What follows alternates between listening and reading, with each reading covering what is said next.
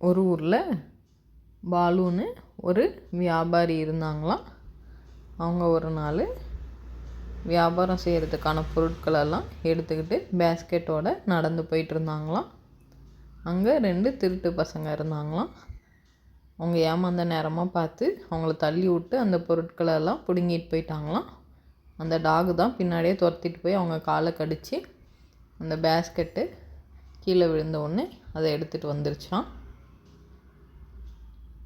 அந்த வியாபாரியும் ரொம்ப ஹாப்பி ஆகிட்டாங்களாம். என்னோடய திங்ஸ் எல்லாம் நீ தான் மீட்டு கொடுத்த அப்படின்னு சொல்லி. இந்த ஸ்டோரியிலேருந்து நீங்கள் என்ன தெரிஞ்சுக்கிட்டீங்க குட்டீஸ்? நாயின்றது ரொம்ப நன்றி உள்ளதுன்னு தெரிஞ்சுக்கிட்டிங்களா?